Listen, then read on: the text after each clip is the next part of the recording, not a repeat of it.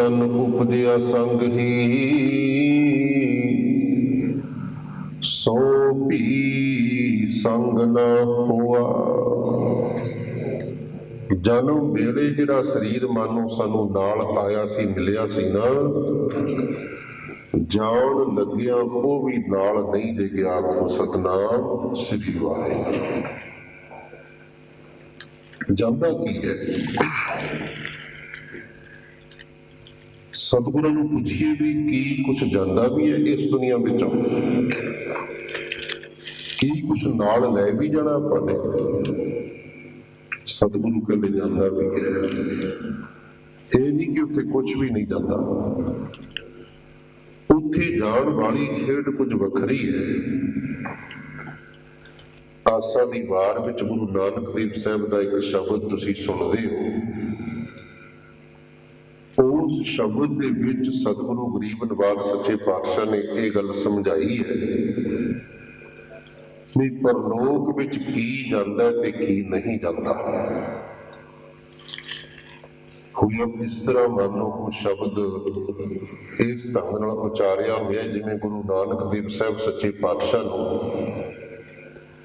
ਕੋਈ ਵਿਪਰਵਾਦੀ ਬੰਦਾ ਇਹ ਕਹਿ ਰਿਹਾ ਹੋਵੇ ਜੀ ਤੁਸੀਂ ਪਿੱਤਰਾਂ ਦੇ ਨਾਂ ਤੇ ਸਰਾਧ ਕਰਿਆ ਕਰੋ। ਅਸੀਂ ਸਿੱਖ ਵੀ ਕਹਾਈ ਜਾਂਦੇ ਹਾਂ ਤੇ ਸਰਾਧਾਂ ਦਾ ਭੋਜਨ ਵੀ ਛਕਾਈ ਜਾਂਦੇ ਆ, ਪਰ ਲੋਕ ਵਿੱਚ ਭੇਜੀ ਜਾਂਦੇ ਆ। ਗੁਰੂ ਨਾਨਕ ਦੇਵ ਸਾਹਿਬ ਨੂੰ ਉਹ ਕਹਿ ਰਹੇ ਵੀ ਤੁਸੀਂ ਪਿੱਤਰਾਂ ਦਾ ਸਰਾਧ ਕਰੋ, ਪਿੱਤਰਾਂ ਵਾਸਤੇ ਖੀਰਾਂ ਖਵਾਓ, ਭੋਜਨ ਖਵਾਓ, ਵਸਤਰ ਦਾਨ ਕਰੋ। ਇਹ ਚੀਜ਼ਾਂ ਪਰਲੋਕ ਵਿੱਚ ਸਵਰਗਾਂ ਦੇ ਵਿੱਚ ਤੁਹਾਡੇ ਪਿੱਤਰਾਂ ਕੋਲ ਪਹੁੰਚ ਜਾਣਗੀਆਂ। ਇਹ ਇੱਕ ਵਿਚਾਰਧਾਰਾ, ਇੱਕ ਥਿਊਰੀ ਕੰਮ ਕਰ ਰਹੀ ਹੈ। ਇਸ ਥਿਊਰੀ ਦੇ ਪਿੱਛੇ ਸੱਚ ਕੀ ਹੈ,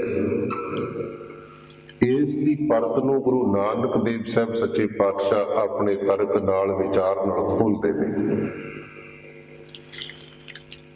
ਇਸ ਸੰਵਾਦ ਵਿੱਚੋਂ ਇੱਕ ਗੱਲ ਨਿਖਰ ਕੇ ਸਾਹਮਣੇ ਆਉਂਦੀ ਹੈ। ਸਤਿਗੁਰੂ ਪਾਤਸ਼ਾਹ ਮਾਨੋ ਕਹਿ ਰਹੇ ਨੇ ਵੀ ਪੰਡਤ ਜੀ, ਕੀ ਤੁਹਾਡਾ ਵਿਸ਼ਵਾਸ ਹੈ ਵੀ ਸਰਾਧਾਂ ਦਾ ਭੋਜਨ ਤੇ ਦਿੱਤੇ ਹੋਏ ਪਦਾਰਥ ਵਾਕਈ ਪਿੱਤਰਾਂ ਕੋਲ ਪਹੁੰਚਦੇ ਨੇ? ਅੱਗਿਓਂ ਉਹ ਕਹਿੰਦਾ ਜੀ ਹਾਂ, ਗ੍ਰੰਥਾਂ ਦੇ ਪ੍ਰਮਾਣ ਦੇ ਕੇ ਮੈਂ ਸਿੱਧ ਕਰ ਸਕਦਾ ਹਾਂ, ਸਰਾਧਾਂ ਵਿੱਚ ਛਕਾਇਆ ਪੰਡਤ ਨੂੰ ਭੋਜਨ ਤੇ ਦਿੱਤੇ ਹੋਏ ਪਦਾਰਥ ਵਾਕਈ ਪਿੱਤਰਾਂ ਕੋਲ ਪਹੁੰਚ ਜਾਂਦੇ ਨੇ। ਸਤਿਗੁਰੂ ਕਹਿੰਦੇ ਮੰਨ ਲੈਂਦੇ ਆ ਤੇਰੀ ਗੱਲ ਨੂੰ ਕੁਝ ਸਮੇਂ ਵਾਸਤੇ ਵੀ ਇਹ ਸੱਚ ਹੈ। ਕਹਿੰਦੇ ਪਰ ਇਹ ਵੀ ਦੱਸ ਵੀ ਇਹ ਖਿਆਲ, ਇਹ ਫੁਰਨਾ, ਸਰਾਧ ਕਰਨ ਵਾਲੀ ਗੱਲ ਕਿਸੇ ਚੋਰ ਦੇ ਮਨ ਵਿੱਚ ਖਿਆਲ ਬਣ ਜਾਵੇ ਵੀ ਮੈਂ ਵੀ ਆਪਣੇ ਪਿੱਤਰਾਂ ਵਾਸਤੇ ਸਰਾਧ ਕਰ ਦੇਵਾਂ। ਤੇ ਕੀ ਚੋਰ ਦਾ ਜਿਹੜਾ ਦਿੱਤਾ ਹੋਇਆ ਛਕਾਇਆ ਹੋਇਆ ਭੋਜਨ ਹੈ ਤੇ ਦਿੱਤੇ ਹੋਏ ਪਦਾਰਥ ਨੇ, ਚਾਦਰਾਂ, ਦਰੀਆਂ, ਬਿਸਤਰੇ ਨੇ, ਉਹ ਵੀ ਪਰਲੋਕ ਵਿੱਚ ਜਾਣਗੇ?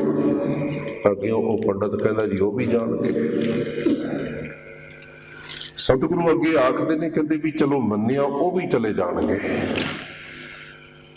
ਫਿਰ ਇਹ ਵੀ ਦੱਸੋ ਵੀ ਜਿਹੜਾ ਚੋਰ ਨੇ ਸਮਾਨ ਭੇਟ ਕੀਤਾ ਪਿੱਤਰਾਂ ਵਾਸਤੇ, ਉਹ ਚੋਰ ਦਾ ਆਪਣਾ ਨਹੀਂ, ਕਿਉਂਕਿ ਚੋਰ ਦਾ ਕਰਮ ਹੀ ਚੋਰੀ।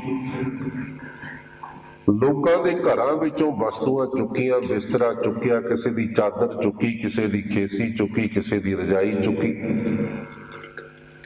ਤੇ ਪੰਡਤ ਜੀ ਤੁਹਾਡੇ ਥਰੂ, ਇਹ ਤੁਹਾਡੀ ਟਰਾਂਸਪੋਰਟ ਦੇ ਕਾਰਗੋ ਦੇ ਥਰੂ ਉਹਨੇ ਭੇਜ ਦਿੱਤਾ ਪਰਲੋਕ ਨੂੰ, ਸੱਚਖੰਡ ਨੂੰ, ਜਾਂ ਉੱਥੇ ਕਹੀਏ ਸਵਰਗਾਂ ਨੂੰ। ਤੁਸੀਂ ਕਹਿੰਦੇ ਹੋ ਪਹੁੰਚ ਗਿਆ। ਕਹਿੰਦੇ ਹੁਣ ਇਹ ਦੱਸੋ ਵੀ ਸਵਰਗ ਤੇ ਇੱਕ ਹੀ ਹੈ ਨਾ?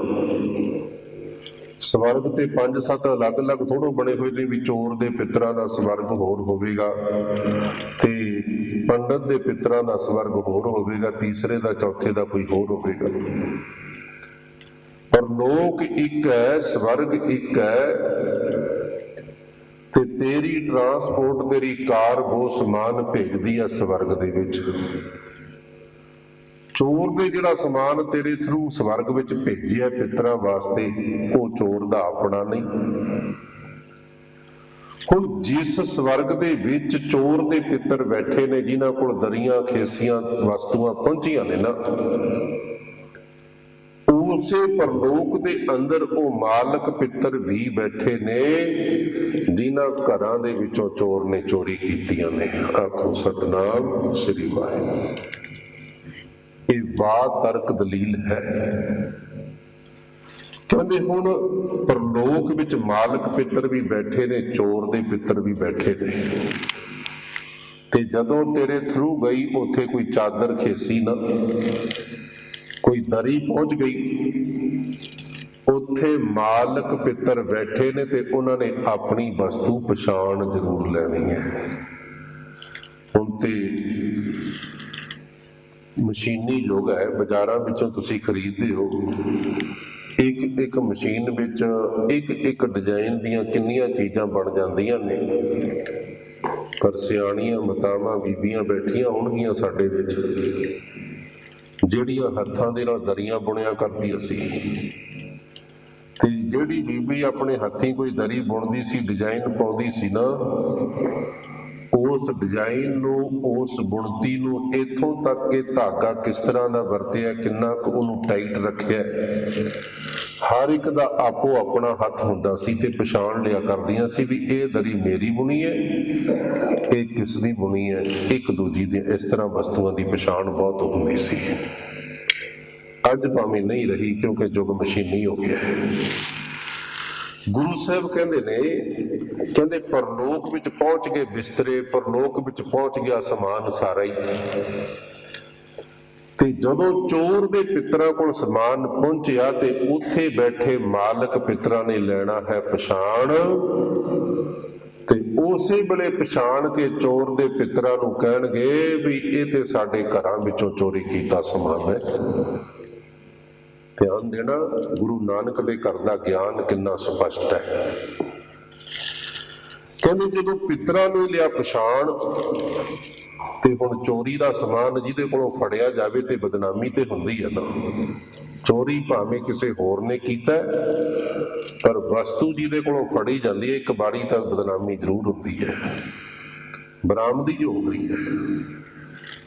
ਸਤਿਗੁਰੂ ਕਹਿੰਦੇ ਹੁਣ ਪਰਲੋਕ ਵਿੱਚ ਬੈਠੇ ਚੋਰ ਦੇ ਪਿੱਤਰਾਂ ਦਾ ਭਾਵੇਂ ਦੋਸ਼ ਤਾਂ ਕੋਈ ਨਹੀਂ ਸੀ, ਦੋਸ਼ ਤਾਂ ਚੋਰੀ ਕਰਨ ਵਾਲੇ ਦਾ ਹੀ ਸੀ, ਪਰ ਉੱਥੇ ਬੈਠਿਆਂ ਉਹਨਾਂ ਦੀ ਬਦਨਾਮੀ ਹੋਈ, ਬੇਇੱਜ਼ਤੀ ਬਹੁਤ ਹੋਈ ਹੈ। ਉੱਥੇ ਬੈਠੇ ਪਿੱਤਰ ਚੋਰ ਬਣ ਗਏ ਤੇਰੇ ਥਰੂ, ਤੇਰੀ ਥਿਊਰੀ ਮੁਤਾਬਕ, ਤੇਰੇ ਇਸ ਟਰਾਂਸਪੋਰਟੇਸ਼ਨ ਦੇ ਸਿਸਟਮ ਮੁਤਾਬਕ। ਤੇ ਅੱਗੇ ਗੁਰਦੇਵ ਸੱਚੇ ਪਾਤਸ਼ਾਹ ਸਮਝਾਉਂਦੇ ਨੇ, ਕਹਿੰਦੇ ਵੀ ਇਸ ਤਰ੍ਹਾਂ ਭੇਜਿਆ ਹੋਇਆ ਸਮਾਨ ਤੇ ਪਿੱਤਰਾਂ ਦੀ ਕਰਾਉਂਦਾ ਬਦਨਾਮੀ। ਉਸ ਬੰਦੇ ਨੇ ਹੱਥ ਜੋੜ ਲਏ ਜੀ, ਇਹਦੇ ਬਾਰੇ ਤੇ ਮੈਂ ਕੁਛ ਨਹੀਂ ਕਹਿ ਸਕਦਾ, ਮੈਂ ਤੇ ਜੋ ਪਿਤਾ ਪੁਰਖੀ ਧੰਦੇ ਵਿੱਚ ਜਾਣਦਾ, ਗ੍ਰੰਥਾਂ ਮੁਤਾਬਕ ਕਹਿ ਦਿੰਦਾ, ਮੈਂ ਇਹੀ ਕਹਿ ਸਕਦਾ। ਤੇ ਗੁਰਦੇਵ ਪਾਤਸ਼ਾਹ ਕਹਿੰਦੇ ਪੰਡਤ ਜੀ ਕਿਸੇ ਭੁਲੇਖੇ ਵਿੱਚ ਨਾ ਰਹੀ, ਤੈਨੂੰ ਪਤਾ ਹੋਣਾ ਚਾਹੀਦਾ ਹੈ ਬਈ ਜਿੱਥੇ ਚੋਰੀ ਕਰਨ ਵਾਲਾ ਚੋਰ ਦੋਸ਼ੀ ਹੁੰਦਾ ਹੈ, ਉੱਥੇ ਚੋਰੀ ਦਾ ਸਮਾਨ ਖਰੀਦਣ ਵਾਲਾ ਵੀ ਬਰਾਬਰ ਦਾ ਦੋਸ਼ੀ ਹੁੰਦਾ। ਕੇਵਲ ਖਰੀਦਣ ਵਾਲਾ ਨਹੀਂ, ਚੋਰੀ ਦਾ ਸਮਾਨ ਬਕਾਉਣ ਵਿੱਚ ਜਿਹੜਾ ਦਲਾਲੀ ਕਰ ਲਵੇ, ਕਮਿਸ਼ਨ ਏਜੰਟ ਦਾ ਕੰਮ ਕਰੇ ਨਾ, ਬਰਾਬਰ ਉਹ ਦੋਸ਼ੀ ਮੰਨਿਆ ਜਾਂਦਾ ਹੈ। ਅੱਜ ਵੀ ਕਾਨੂੰਨ ਦੀ ਧਾਰਾ ਦੇ ਮੁਤਾਬਕ ਚੋਰੀ ਦਾ ਸਮਾਨ ਜਿਸ ਕੋਲੋਂ ਫੜਿਆ ਗਿਆ ਉਹਦੇ ਤੇ ਵੀ ਉਹੀ ਧਾਰਾ ਲੱਗਦੀ ਹੈ, ਬਕਾਉਣ ਵਾਲੇ ਤੇ ਵੀ ਉਹੀ ਧਾਰਾ ਲੱਗਦੀ ਹੈ, ਤੇ ਚੋਰੀ ਕਰਨ ਵਾਲੇ ਤੇ ਵੀ ਉਹੀ ਧਾਰਾ ਲੱਗਦੀ ਹੈ। ਗੁਰੂ ਸਾਹਿਬ ਕਹਿੰਦੇ ਵੀ ਚੋਰ ਨੇ ਚੋਰੀ ਕੀਤੀ ਤੇ ਪਿੱਤਰਾਂ ਦੇ ਸਿਰ ਵੀ ਦੋਸ਼ ਚਲਾ ਗਿਆ ਜਦੋਂ ਪਛਾਣੀਆਂ ਗਈਆਂ ਚੀਜ਼ਾਂ। ਤੇਰੇ ਕਹਿਣ ਮੁਤਾਬਕ ਤੂੰ ਸੋਚਦਾ ਹੋਵੇਂਗਾ ਵੀ ਭਾਵੇਂ ਬਦਨਾਮੀ ਚੋਰ ਦੀ ਹੋਵੇ, ਭਾਵੇਂ ਬਦਨਾਮੀ ਪਿੱਤਰਾਂ ਦੀ ਹੋਵੇ, ਮੈਨੂੰ ਕੀ ਫਰਕ ਪੈਂਦਾ ਹੈ? ਮੈਂ ਤੇ ਖਾਧੀ ਖੀਰ, ਢਿੱਡ ਤੇ ਫੇਰਿਆ ਹੱਥ, ਤੇ ਮੋਢੇ ਤੇ ਰੱਖੀ ਚਾਦਰ ਘਰ ਨੂੰ ਤੁਰ ਜਾਣਾ ਹੈ। ਕਹਿੰਦੇ ਭੁਲੇਖੇ ਵਿੱਚ ਨਾ ਰਹੀ, ਤੂੰ ਕੀਤੀ ਹੈ ਦਲਾਲੀ, ਤੂੰ ਚੁੱਕੀ ਹੈ ਜ਼ਿੰਮੇਵਾਰੀ, ਪਰਲੋਕ ਵਿੱਚ ਇਹ ਸਮਾਨ ਭੇਜਣ ਦੀ ਸਜ਼ਾ ਦੇ ਤੌਰ ਤੇ ਹੱਥ ਤੇਰੇ ਵੀ ਬਰਾਬਰ ਵੱਢੇ ਜਾਣਗੇ। ਆਖੋ ਸਤਨਾਮ ਸ੍ਰੀ ਵਾਹਿਗੁਰੂ। ਮੈਂ ਫਿਰ ਯਾਦ ਕਰਵਾ ਦਿਆਂ, ਪੁਰਾਤਨ ਸਮੇਂ ਦੇ ਕਾਨੂੰਨ ਸੀ, ਅੱਜ ਵੀ ਇਸਲਾਮੀ ਕਾਨੂੰਨ ਦੀ ਸ਼ਰ੍ਹਾ ਇਸ ਤਰ੍ਹਾਂ ਦੀ ਹੈ, ਚੋਰੀ ਕਰਨ ਵਾਲੇ ਦੀ ਸਜ਼ਾ ਹੱਥ ਵੱਢ ਕੇ ਦਿੱਤੀ ਜਾਂਦੀ ਹੈ। ਸਾਊਦੀ ਅਰਬ ਵਿੱਚ ਅੱਜ ਵੀ ਇਹੀ ਕਾਨੂੰਨ ਚੱਲਦਾ ਹੈ। ਕਹਿੰਦੇ ਤੇਰੇ ਹੱਥ ਵੀ ਬਰਾਬਰ ਵੱਢੇ ਜਾਣਗੇ। ਪਰ ਗੁਰਬਾਣੀ ਵਿੱਚ ਬੜੇ ਸਾਫ਼ ਸ਼ਬਦ ਕਹੇ ਤੇ ਮੈਂ ਉਹ ਸ਼ਬਦ ਆਪ ਦੇ ਸਨਮੁਖ ਕਰਦਿਆਂ ਜਿਹੜੇ ਪੜ੍ਹਦੇ ਸੁਣਦੇ ਨੇ ਉਹਨਾਂ ਦੇ ਧਿਆਨ ਵਿੱਚ ਜ਼ਰੂਰ ਆਵੇਗਾ। ਗੁਰਦੇਵ ਕਹਿੰਦੇ ਜੇ ਮੁਹਾਕਾ ਧਰਮ ਹੈ, ਧਰਮ ਹੈ ਪਿਤਰੀ ਦੇ। ਮੁਹਾਕੇ ਦਾ ਅਰਥ ਠੱਗ ਵੀ ਕੀਤਾ ਜਾਂਦਾ ਹੈ, ਮੁਹਾਕੇ ਦਾ ਅਰਥ ਚੋਰ ਵੀ ਕੀਤਾ ਜਾਂਦਾ ਹੈ। ਘਰ ਉਹ ਹੈ, ਘਰ ਨੂੰ ਲਾਵੇ ਸੰਨ ਕਰ ਲਵੇ ਚੋਰੀ। ਜੇ ਮੁਹਾਕਾ ਧਰਮ ਹੈ, ਧਰਮ ਹੈ ਪਿਤਰੀ ਦੇ।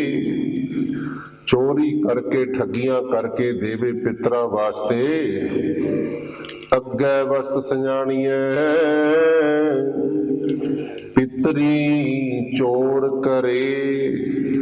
ਅੱਗੇ ਚੀਜ਼ਾਂ ਪਛਾਣੀਆਂ ਜਾਣਗੀਆਂ ਤੇ ਪਿੱਤਰ ਚੋਰ ਦੇ ਪਿੱਤਰ ਬਣ ਗਏ ਚੋਰ। ਤੇ ਉਹ ਕਹਿੰਦਾ ਜੀ ਮੈਂ ਕੀ ਕਹਿ ਸਕਦਾ, ਡਰ ਗਿਆ। ਪਾਤਸ਼ਾਹ ਕਹਿੰਦੇ ਕਿਤੇ ਭੁਲੇਖੇ ਵਿੱਚ ਨਾ ਰਹੀਂ, ਸਜ਼ਾ ਤੈਨੂੰ ਵੀ ਮਿਲੇਗੀ। ਵੱਡੀ ਹੈ ਹੱਥ ਦਲਾਲ ਕੇ ਮੁਸਫੀ ਇਹ ਕਰੇ। ਇਹ ਜਿਹੜੀ ਦਲਾਲੀ ਕੀਤੀ ਹੈ ਨਾ, ਦਲਾਲ ਬਣ ਕੇ ਤੂੰ ਵੀ ਪਰਲੋਕ ਵਿੱਚ ਸਮਾਨ ਭੇਜ ਦਿਆਂਗਾ, ਕਹਿੰਦੇ ਹੱਥ ਤੇਰੇ ਵੀ ਬਰਾਬਰ ਹੀ ਵੱਢੇ ਜਾਣੇ ਨੇ। ਮੈਂ ਫਿਰ ਪੜ੍ਹਦਿਆਂ, ਵੱਡੀ ਹੈ ਹੱਥ ਦਲਾਲ ਕੇ ਮੁਸਫੀ ਇਹ ਕਰੇ। ਡਰ ਗਿਆ, ਸਹਿਮ ਗਿਆ। ਕਹਿੰਦਾ ਜੀ ਮੈਂ ਤੇ ਜੋ ਜਾਣਦਾ ਸੁਣਿਆ ਸੀ ਕਹਿ ਦਿੱਤਾ, ਅੱਗੇ ਮੈਨੂੰ ਕੁਛ ਵੀ ਨਹੀਂ ਪਤਾ। ਮੈਨੂੰ ਨਹੀਂ ਪਤਾ ਪਰਲੋਕ ਵਿੱਚ ਕੁਛ ਜਾਂਦਾ ਹੈ ਕਿ ਨਹੀਂ ਜਾਂਦਾ। ਤੇ ਸਤਿਗੁਰੂ ਕਹਿੰਦੇ ਐਸਾ ਨਹੀਂ ਵੀ ਉੱਥੇ ਨਹੀਂ ਜਾਂਦਾ, ਜਾਂਦਾ ਹੈ, ਪਰ ਇਹ ਨਹੀਂ ਜਾਂਦਾ ਜੋ ਤੂੰ ਭੇਜ ਰਿਹਾ। ਇੱਥੇ ਯਾਦ ਰੱਖਣਾ ਗੁਰਮੁਖੋ, ਸਾਨੂੰ ਭੁਲੇਖਾ ਜਿਹਾ ਪੈ ਗਿਆ ਇੱਕ, ਵੀ ਸ਼ਾਇਦ ਸਾਡਾ ਬਾਪੂ ਸਾਰੀ ਜ਼ਿੰਦਗੀ ਮੰਜੇ ਤੇ ਸੌਂਦਾ ਰਿਹਾ ਤੇ ਉਹਨੂੰ ਪਰਲੋਕ ਵਿੱਚ ਮੰਜਾ ਚਾਹੀਦਾ ਹੈ। ਬਿਸਤਰੇ ਵਿੱਚ ਪੈਂਦਾ ਰਿਹਾ ਤੇ ਉਹਨੂੰ ਬਿਸਤਰਾ ਚਾਹੀਦਾ ਹੈ। ਸਾਰੀ ਜ਼ਿੰਦਗੀ ਜੁੱਤੀ ਪਾਉਂਦਾ ਰਿਹਾ ਤੇ ਉੱਥੇ ਜੁੱਤੀ ਵੀ ਚਾਹੀਦੀ ਹੈ। ਸੋਚ ਹੈ ਸਾਡੀ, ਸਚਾਈ ਨਹੀਂ ਹੈ। ਐਵੇਂ ਨਾ ਸਮਝੋ ਆਪਾਂ ਦੂਜਿਆਂ ਨੂੰ ਕਹੀ ਜਾਂਦੇ ਆ। ਮੈਂ ਹੁਣ ਤੱਕ ਵੇਖਦਾ ਵੀ ਜਦੋਂ ਕੋਈ ਮਿਰਤਕ ਪ੍ਰਾਣੀ ਦਾ ਭੋਗ ਪੈ ਰਿਹਾ ਹੁੰਦਾ ਨਾ, ਤੇ ਬਹੁਤੇ ਪਿੰਡਾਂ ਵਿੱਚ ਅਜੇ ਵੀ ਰਵਾਇਤ ਇਹ ਵੇਖਣ ਨੂੰ ਮਿਲਦੀ ਹੈ, ਭੋਗ ਦੇ ਸਮੇਂ ਗੁਰੂ ਸਾਹਿਬ ਦੀ ਹਜ਼ੂਰੀ ਵਿੱਚ ਇੱਕ ਬਿਸਤਰਾ ਤੇ ਪਾਠੀ ਸਿੰਘ ਵਾਸਤੇ, ਗ੍ਰੰਥੀ ਸਿੰਘ ਵਾਸਤੇ ਇੱਕ ਵਸਤਰ ਤੇ ਇੱਕ ਰਬੜ ਦਾ ਜੋੜਾ ਜਿਹੜਾ 26 ਰੁਪਈਏ ਦਾ ਵੀ ਆ ਜਾਂਦਾ ਬਾਜ਼ਾਰ 'ਚ। ਮਜ਼ਾਕ ਉਡਾ ਰਹੇ ਅਸੀਂ। ਤੇ ਜਿਹੜੀ ਮੰਜੀ ਭੇਟ ਕੀਤੀ ਜਾਂਦੀ ਹੈ ਨਾ, ਉਹਦੀ ਲੰਬਾਈ 4.5 ਫੁੱਟ ਹੁੰਦੀ ਹੈ ਤੇ 2.5 ਫੁੱਟ ਚੌੜੀ ਹੁੰਦੀ ਹੈ। ਜੇ ਉਹਦੀ ਦੌੜ ਦੀਆਂ ਰੱਸੀਆਂ ਗਿਣੀਆਂ ਜਾਣ ਤੇ 4.5 ਤੋਂ ਵੱਧ ਨਹੀਂ ਹੁੰਦੀਆਂ। ਇਹ ਮਜ਼ਾਕ ਨਹੀਂ ਉਡਾ ਰਹੇ ਬਾਪੂ ਦਾ, ਤੇ ਹੋਰ ਕੀ ਕਰ ਰਹੇ ਹੈ। ਪਹਿਲੀ ਗੱਲ ਤਾਂ ਦੇਣ ਦੀ ਲੋੜ ਨਹੀਂ, ਤੇ ਜੇ ਦੇਣੀ ਹੈ ਭਾਈ ਘੱਟੋ ਘੱਟ 6 ਫੁੱਟ ਦੀ ਮੰਜੀ ਤਾਂ ਦੇ ਦਿਓ, ਗ੍ਰੰਥੀ ਸਿੰਘ ਦੇ ਪਰਿਵਾਰ ਦੇ ਕਿਸੇ ਦੇ ਕੰਮ ਆ ਜਾਊਗੀ। ਜੇ ਦੇਣੀ ਹੈ ਕੋਈ ਜੁੱਤੀ ਚੱਜ ਦੀ ਦੇ ਦਿਓ, 2-4 ਮਹੀਨੇ ਪਾ ਕੇ ਹੰਡਾ ਲਵੇਗਾ। ਪਰ ਅਸੀਂ ਰਸਮ ਪੂਰਤੀ ਕਰਦੇ ਹਾਂ ਤੇ ਇਹ ਸਾਡਾ ਭੁਲੇਖਾ ਹੈ ਬਹੁਤ ਵੱਡਾ। ਗੁਰੂ ਸਾਹਿਬ ਨੇ ਕੱਢ ਦਿੱਤਾ ਸੀ ਭੁਲੇਖਾ, ਪਰ ਅਸੀਂ ਗੁਰਬਾਣੀ ਪੜ੍ਹੀ ਕੋਈ ਨਹੀਂ, ਸੁਣੀ ਕੋਈ ਨਹੀਂ, ਮੁੜ ਕੇ ਉੱਥੇ ਦੇ ਉੱਥੇ ਖੜੇ ਹੈ। ਇਹੀ ਧੁੰਦ ਹੈ ਸਾਡੇ ਮਨਾਂ ਵਿੱਚ ਜਿਹੜੀ ਅਜੇ ਤੱਕ ਦੂਰ ਨਹੀਂ ਹੋਈ। ਸਮਝ ਲੈਣਾ ਸਾਡੇ ਵਾਸਤੇ ਅੱਜ ਵੀ ਗੁਰੂ ਨਾਨਕ ਦੇਵ ਸਾਹਿਬ ਪ੍ਰਗਟ ਨਹੀਂ ਹੋਏ। ਕੌੜਾ ਲੱਗੇਗਾ ਪਰ ਸਚਾਈ ਹੈ। ਉਹਨਾਂ ਵਾਸਤੇ ਪ੍ਰਗਟ ਹੋਏ ਨੇ ਜਿਨ੍ਹਾਂ ਦੀ ਅੰਦਰੋਂ ਧੁੰਦ ਮਿਟੀ ਹੈ। ਪੜ੍ਹ ਲਈਏ, ਮਿੱਟੀ ਧੁੰਦ ਜਗ ਚਾਨਣ ਹੋਆ, ਮਿੱਟੀ ਧੁੰਦ ਜਗ ਚਾਨਣ ਹੋਆ, ਧੁੰਦ ਜਗ ਚਾਨਣ ਹੋਆ, ਮਿੱਟੀ ਧੁੰਦ ਜਗ ਚਾਨਣ ਹੋਆ। ਸਾਰੇ ਪੜੋ ਉੱਚੀ ਆਵਾਜ਼ ਵਿੱਚ।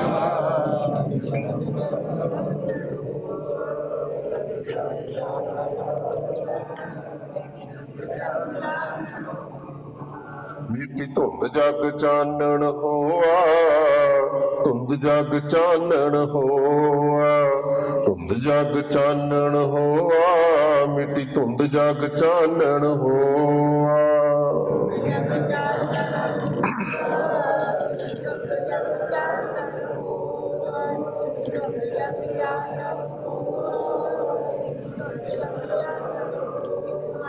ਸਤਿਗੁਰ ਨਾਨਕ ਪ੍ਰਗਟਿਆ, ਸਤਿਗੁਰ ਨਾਨਕ ਪ੍ਰਗਟਿਆ।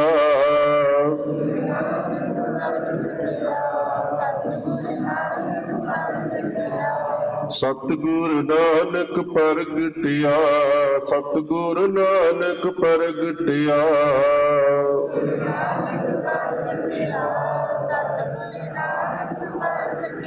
ਮਿੱਟੀ ਧੁੰਦ ਜਗ ਚਾਨਣ ਹੋਆ, ਮਿੱਟੀ ਧੁੰਦ ਜਗ ਚਾਨਣ ਹੋਆ, ਧੁੰਦ ਜਗ ਚਾਨਣ ਹੋਆ, ਮਿੱਟੀ ਧੁੰਦ ਜਗ ਚਾਨਣ ਹੋਆ।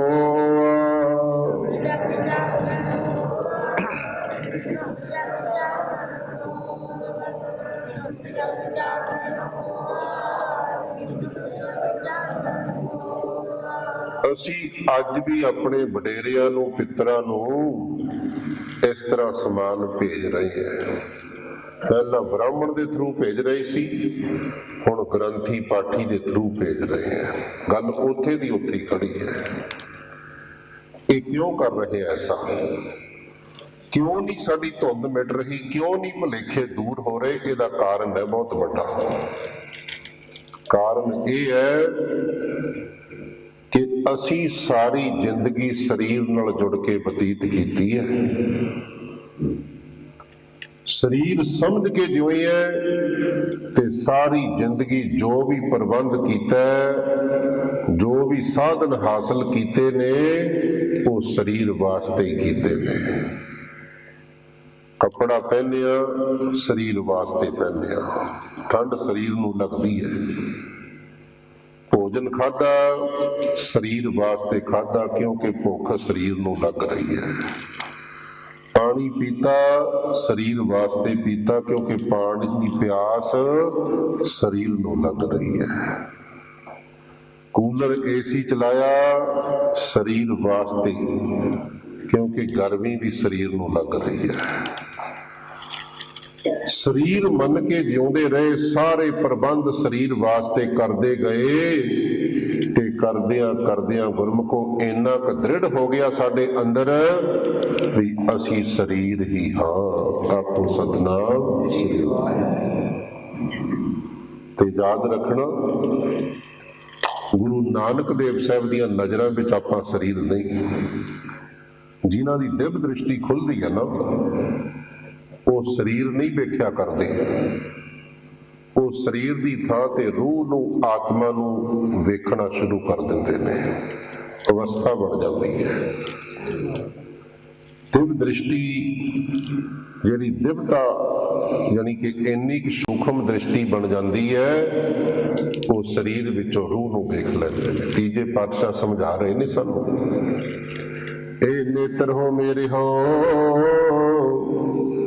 ਹਰ ਤੁਮ ਮਹਿ ਜੋਤ ਧਰੀ, ਹਰ ਬਿਨ ਅਵਰ ਨ ਦੇਖੋ ਕੋਈ, ਹਰ ਬਿਨ ਅਵਰ ਨ ਦੇਖੋ ਕੋਈ, ਨਦਰੀ ਹਰ ਨਿਹਾਲਿਆ, ਇਹੋ ਵਿਸ ਸੰਸਾਰ ਤੁਮ ਦੇਖਦੇ, ਇਹੋ ਹਰ ਕਾ ਰੂਪ ਹੈ, ਹਰ ਰੂਪ ਨਦਰੀ ਆਇਆ। ਇਹ ਸੰਸਾਰ ਹੀ ਰੱਬ ਦਾ ਰੂਪ ਨਜ਼ਰ ਆਉਣ ਲੱਗ ਪੈਂਦਾ। ਪਰ ਕਦੋਂ ਲੱਗਦਾ ਹੈ? ਗੁਰ ਪ੍ਰਸਾਦੀ ਬੁੱਝਿਆ, ਗੁਰੂ ਦੀ ਕਿਰਪਾ ਹੋਈ। ਪਹਿਲਾਂ ਤਾਂ ਗੁਰੂ ਵਾਲੇ ਬਣੀਏ, ਫਿਰ ਗੁਰੂ ਸਾਹਿਬ ਦੀ ਪ੍ਰਸੰਨਤਾ ਮਿਲੇ, ਕਿਰਪਾ ਮਿਲੇ। ਗੁਰ ਪ੍ਰਸਾਦੀ ਬੁੱਝਿਆ, ਜਾ ਵੇਖਾ ਹਰ ਇੱਕ ਹੈ। ਜਦੋਂ ਵੀ ਵੇਖਿਆ, ਜਿੱਧਰ ਵੀ ਵੇਖਿਆ, ਇੱਕ ਵਾਹਿਗੁਰੂ ਹੀ ਨਜ਼ਰ ਆਇਆ ਹੈ। ਨਜ਼ਰ ਆਇਆ ਸੀ ਭਾਈ ਕਨ੍ਹਈਆ ਸਿੰਘ ਨੂੰ। ਜਾ ਵੇਖਾ ਹਰ ਇੱਕ ਹੈ। ਨਜ਼ਰ ਆਇਆ ਸੀ ਭਗਤ ਨਾਮਦੇਵ ਜੀ ਨੂੰ, ਪ੍ਰਸ਼ਾਦਾ ਤਿਆਰ ਹੈ, ਇੱਕ ਕੁੱਤਾ ਆਉਂਦਾ ਤੇ ਪ੍ਰਸ਼ਾਦਾ ਚੁੱਕ ਕੇ ਦੌੜ ਪੈਂਦਾ ਹੈ। ਭਗਤ ਨਾਮਦੇਵ ਜੀ ਉਹਦੇ ਪਿੱਛੇ ਘਿਓ ਦਾ ਕੁੱਜਾ ਚੁੱਕ ਕੇ ਦੌੜ ਪੈਂਦੇ ਨੇ, ਆਵਾਜ਼ ਮਾਰਦੇ ਨੇ, ਬੀਠਲ ਰੁਕ ਜਾ, ਭਗਵਾਨ ਰੁਕ ਜਾ, ਰੱਬਾ ਰੁਕ ਜਾ, ਪ੍ਰਸਾਦਾ ਸੁੱਕਾ ਹੈ, ਪਹਿਲਾਂ ਚੋਪੜ ਲੈਣ ਦੇ ਫੇਰ ਛਕ ਲਵੀਂ। ਆਖੋ ਸਤਨਾਮ ਸ੍ਰੀ ਵਾਹਿਗੁਰੂ। ਦ੍ਰਿਸ਼ਟੀ ਦਾ ਫਰਕ ਹੈ। ਉਹੀ ਕੁੱਤਾ ਸ਼ਾਇਦ ਸਾਡਾ ਪ੍ਰਸ਼ਾਦਾ ਚੁੱਕ ਕੇ ਦੌੜਦਾ ਨਾ, ਅਸੀਂ ਘਿਓ ਵਾਲਾ ਕੁੱਜਾ ਨਹੀਂ ਸੀ ਚੁੱਕਣਾ, ਅਸੀਂ ਚੁੱਕਣਾ ਸੀ ਡੰਡਾ, ਅਸੀਂ ਚੁੱਕਣਾ ਸੀ ਪੱਥਰ, ਅਸੀਂ ਚੁੱਕਣੀ ਸੀ ਇੱਟ। ਜੇ ਕਿਸੇ ਗਰਮੀ ਦੇ ਹਾੜ ਦੇ ਮਹੀਨੇ ਦੁਪਹਿਰ ਦੇ ਸਮੇਂ ਬੀਬੀ ਦੇ ਕੋਲੋਂ ਚੌਂਕੇ ਵਿੱਚੋਂ ਕੁੱਤਾ ਰੋਟੀ ਚੱਕ ਕੇ ਦੌੜੇ ਨਾ, ਜਿਹਨੇ ਪਸੀਨੋ ਪਸੀਨੀ ਹੋ ਕੇ ਬਣਾਏ ਪ੍ਰਸ਼ਾਦੇ ਨੇ, ਉਹ ਤਾਂ ਭਾਈ ਫਿਰ ਡੰਡਾ ਹੀ ਚੁੱਕੂਗੀ, ਕਿਉਂਕਿ ਸਾਡੇ ਕੋਲ ਉਹ ਦ੍ਰਿਸ਼ਟੀ ਨਹੀਂ, ਦ੍ਰਿਸ਼ਟੀ ਵਿੱਚ ਦਿਵਤਾ ਨਹੀਂ। ਕਹਿੰਦੇ ਗੁਰ ਪ੍ਰਸਾਦੀ ਬੁੱਝਿਆ ਜਾ ਵੇਖਾ ਹਰ ਇੱਕ ਹੈ, ਹਰ ਬਿਨ ਅਵਰ ਨ ਕੋਈ, ਕਹਿ ਨਾਨਕ ਇਹ ਨੇਤਰ ਅੰਧ ਸੇ, ਇਹ ਅੱਖਾਂ ਅੰਧੀਆਂ ਸੀ। ਇੱਥੇ ਜਿਹੜਾ ਸੇ ਸ਼ਬਦ ਆਇਆ ਨਾ, ਇਹ ਪਾਸਟ ਟੈਂਸ ਦਾ ਪ੍ਰਤੀਕ ਹੈ, ਭੂਤਕਾਲ ਦਾ। ਇਹਦਾ ਮਤਲਬ ਹੈ ਵੀ ਗੁਰੂ ਦੀ ਕਿਰਪਾ ਤੋਂ ਪਹਿਲਾਂ, ਗੁਰੂ ਵਾਲੇ ਬਣਨ ਤੋਂ ਪਹਿਲਾਂ ਇਹ ਨੇਤਰ ਅੰਧ ਸੇ, ਇਹ ਅੱਖਾਂ ਅੰਨੀਆਂ ਹੀ ਸੀ, ਵੇਖਦੀਆਂ ਸੀ ਪਰ ਕੇਵਲ ਸਰਗੁਣ ਵਿੱਚ ਦੇਖਦੀਆਂ ਸੀ, ਕੇਵਲ ਸਰੀਰਾਂ ਨੂੰ ਵੇਖਦੀਆਂ ਸੀ। ਵੇਖਦੀਆਂ ਸੀ ਕੁੱਤਾ ਬਿੱਲਾ ਵੱਖੋ ਵੱਖਰਾ ਹੈ, ਮੱਝ ਗਾਂ ਵੱਖੋ ਵੱਖਰੀ ਹੈ, ਪਰ ਜਿਸ ਵੇਲੇ ਗੁਰੂ ਦੀ ਕਿਰਪਾ ਵਰਤੀ, ਸਤਿਗੁਰ ਮਿਲਿਆ, ਦਿਵ ਦ੍ਰਿਸ਼ਟ ਹੋਈ, ਜਦੋਂ ਗੁਰੂ ਨਾਲ ਹੋਇਆ ਮਿਲਾਪ, ਦ੍ਰਿਸ਼ਟੀ ਵਿੱਚ ਦਿਵਤਾ ਆ ਗਈ, ਸੂਖਸ਼ਮਤਾਈ ਆ ਗਈ, ਪਾਰਦਰਸ਼ਤਾ ਆ ਗਈ, ਸਰੀਰ ਦੇ ਅੰਦਰ ਵਸਦੀ ਜੋਤ ਨਜ਼ਰ ਆਉਣ ਲੱਗ ਪਈ ਹੈ।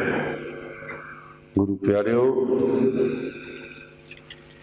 ਕੁਝ ਸੂਖਸ਼ਮ ਰੂਹਾਂ ਨੇ ਇਸ ਸੰਸਾਰ ਵਿੱਚ, ਵੱਡੀ ਗਿਣਤੀ ਵਿੱਚ ਹਨ।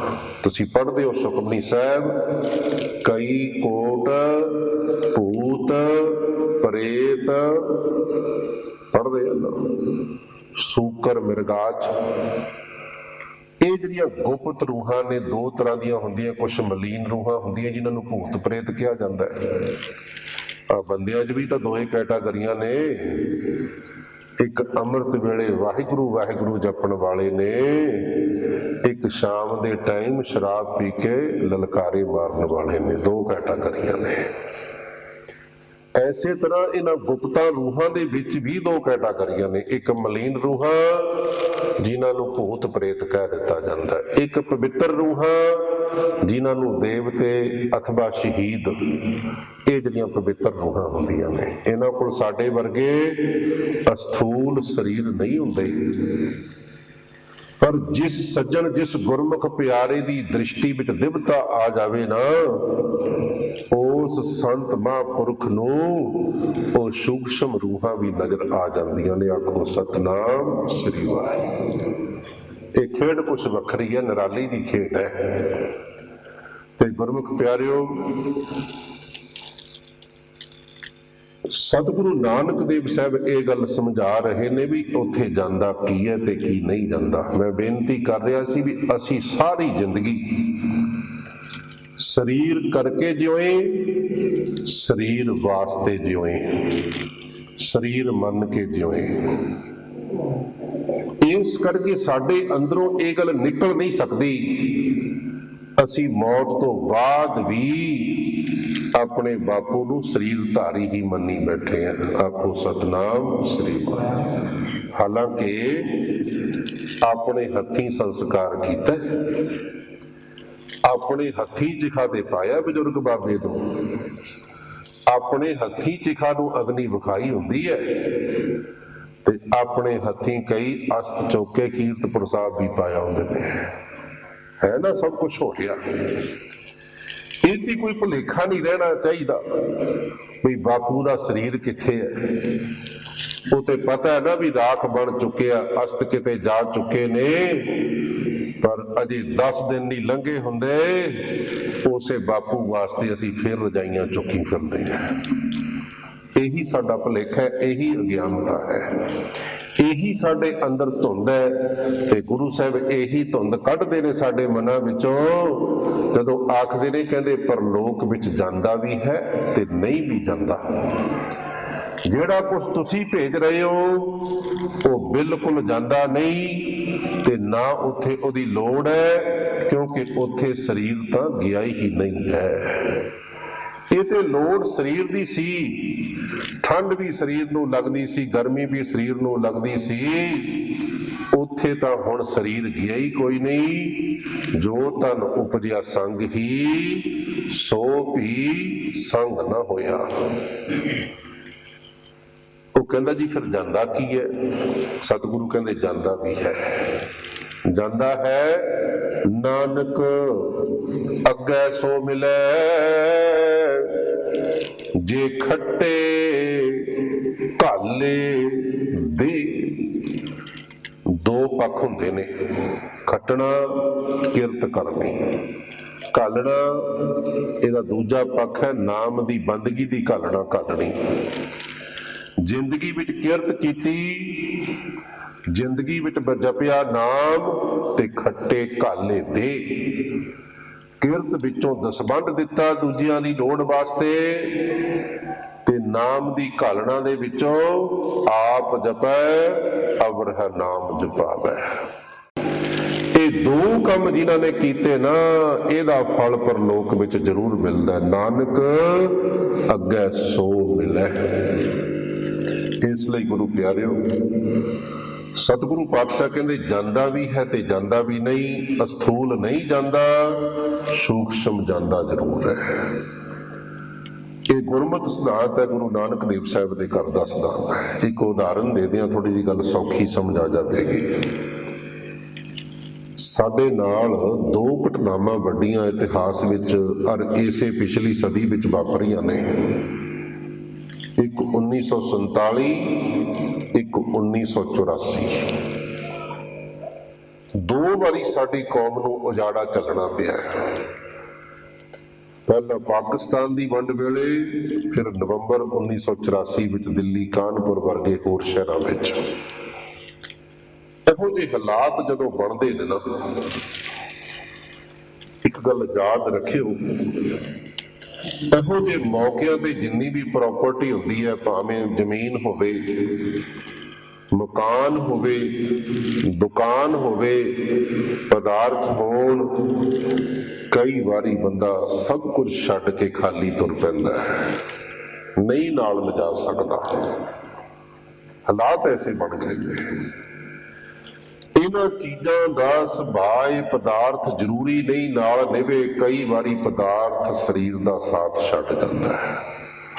ਪਰ ਇੱਕ ਗੱਲ ਇਹ ਵੀ ਯਾਦ ਰੱਖਿਓ, ਜਿਸ ਚੀਜ਼ ਦਾ ਸੰਬੰਧ ਸਾਡੇ ਮਨ ਨਾਲ ਬਣ ਗਿਆ, ਕੋਈ ਵਿਦਿਆ ਹੈ, ਕੋਈ ਗੁਣ ਹੈ, ਉਹ ਭਾਵੇਂ ਸਿਰ ਤੇ ਪੰਡ ਬੰਨ ਕੇ ਚੁੱਕਣ ਦੀ ਲੋੜ ਨਹੀਂ ਹੁੰਦੀ, ਨਿਰਯਤਨ ਹੀ ਨਾਲ ਚਲਾ ਜਾਂਦਾ ਹੈ। ਕੋਈ ਵਿਦਿਆ ਕਿਸੇ ਕੋਲ, ਕੋਈ ਕਲਾ ਹੈ ਕਿਸੇ ਦੇ ਵਿੱਚ, ਉਹਨੂੰ ਕੋਈ ਲੁੱਟ ਨਹੀਂ ਸਕਦਾ, ਖੋਹ ਨਹੀਂ ਸਕਦਾ, ਕੁੱਟ ਨਹੀਂ ਸਕਦਾ, ਸਾੜ ਨਹੀਂ ਸਕਦਾ, ਨਾਸ਼ ਨਹੀਂ ਕਰ ਸਕਦਾ। ਕਿਸੇ ਡਾਕਟਰ ਦੀ ਡਾਕਟਰੀ ਕੋਲੋਂ ਥੋੜੋ ਕੋਈ ਖੋਹ ਲਵੇਗਾ, ਵੈਦ ਦੀ ਵੈਦਗੀ ਥੋੜੋ ਕੋਈ ਖੋਹ ਲਵੇਗਾ। ਇਹ ਹਿੱਸਾ ਬਣ ਚੁੱਕੀ ਹੈ ਮਨ ਦਾ। ਜਿਹੜਾ ਗੁਣ ਹੈ, ਵਿਦਿਆ ਹੈ ਨਾ, ਸਿਮਰਤੀ ਹੈ, ਸਿਮਰਨ ਹੈ, ਇਹ ਬਣਦਾ ਹਿੱਸਾ ਮਨ ਦਾ। ਸਰੀਰ ਤੇ ਭਾਵੇਂ ਜ਼ਖਮ ਹੋ ਜਾਣ, ਸਰੀਰ ਦਾ ਭਾਵੇਂ ਕੋਈ ਅੰਗ ਵੀ ਕੱਟਿਆ ਜਾਵੇ, ਪਰ ਇਹ ਚੀਜ਼ਾਂ ਫਿਰ ਵੀ ਸਾਡੇ ਨਾਲ ਨਿਭ ਜਾਂਦੀਆਂ ਨੇ। ਇਹ ਨਹੀਂ ਖੋਈਆਂ ਜਾ ਸਕਦੀਆਂ, ਇਹ ਨਹੀਂ ਜੇ ਤਬਾਹ ਹੁੰਦੀਆਂ। ਪੰਜਵੇਂ ਪਾਤਸ਼ਾਹ ਨੇ ਇਸੇ ਕਰਕੇ ਨਾਮ ਦੀ ਗੱਲ ਵੀ ਕਹੀ ਹੈ ਨਾ, ਕਹਿੰਦੇ ਗੁਰ ਕਾ ਬਚਨ ਬਸੈ ਜੀ ਨਾਲੇ, ਜਲ ਨਹੀਂ ਡੂਬੈ ਤਸਕਰ ਨਹੀਂ ਲੇਵੈ, ਭਾਹੇ ਨਾ ਸਾਕੈ ਜਾਲੇ। ਪਾਣੀ ਵਿੱਚ ਡੁੱਬਦਾ ਨਹੀਂ ਗੁੜ ਇਹ, ਤੇ ਚੋਰ ਚੋਰੀ ਨਹੀਂ ਕਰ ਸਕਦੇ, ਅੱਗ ਸਾੜ ਨਹੀਂ ਸਕਦੀ। ਇਹ ਐਸੀ ਖੇਡ ਹੈ। ਹੁਣ ਉਹਨਾਂ ਮੌਕਿਆਂ ਤੇ ਮੈਂ 47 ਤੇ 84 ਦੀ ਗੱਲ ਕੀਤੀ ਹੈ, ਬਹੁਤ ਲੋਕ ਖਾਲੀ ਹੱਥ ਆਏ, ਉਹਨਾਂ ਨੇ ਕਹਿ ਦਿੱਤਾ ਜੀ ਕੇਵਲ ਜਾਨ ਬਚ ਗਈ।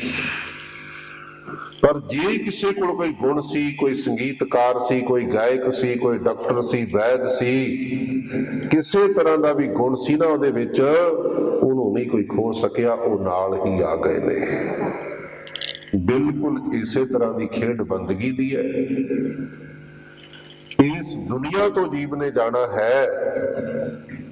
ਹਾਂ, ਪੁੰਨ ਦਾਨ ਕਿਸੇ ਨੇ ਕੀਤੇ ਨੇ, ਚੰਗੀ ਗੱਲ ਹੈ, ਪਰ ਇਹ ਵੀ ਯਾਦ ਰੱਖਣਾ, ਇਹ ਜਿਹੜਾ ਥੋੜੇ ਬਹੁਤੇ ਕਰਮਾਂ ਦੀ ਖੇਡ ਹੁੰਦੀ ਹੈ ਨਾ, ਪੁੰਨ ਦਾਨ ਆਦਿਕ ਦੀ, ਇਹ ਵੀ ਰਸਤੇ ਵਿੱਚ ਲੁੱਟ ਲਏ ਜਾਂਦੇ ਨੇ, ਇਹਨਾਂ ਦਾ ਫਲ ਲੁੱਟ ਲਿਆ ਜਾਂਦਾ ਹੈ।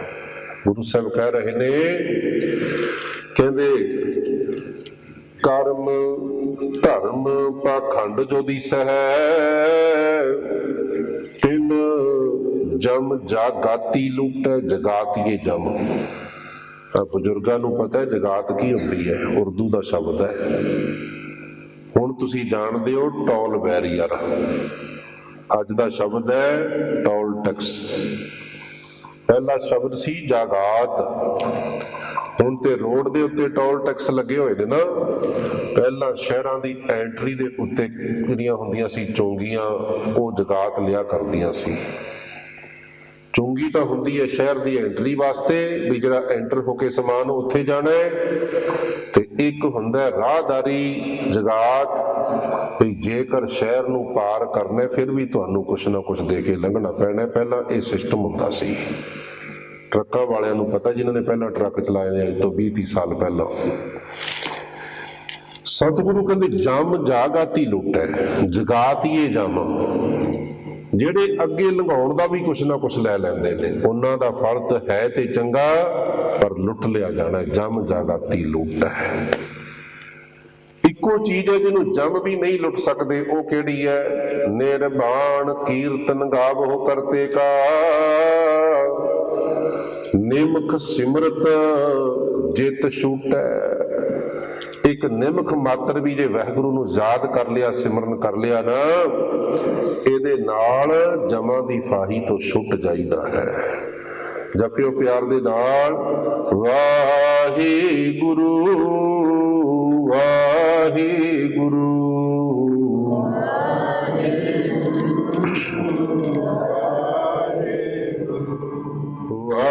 ਵਾਹਿਗੁਰੂ ਵਾਹਿਗੁਰੂ।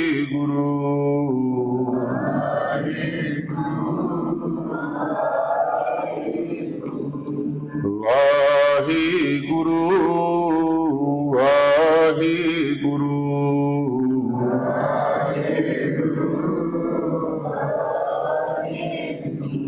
ਨਾਨਕ ਅੱਗੇ ਸੋ ਮਿਲੈ, ਜੇ ਖੱਟੇ ਘਾਲੇ ਦੇ।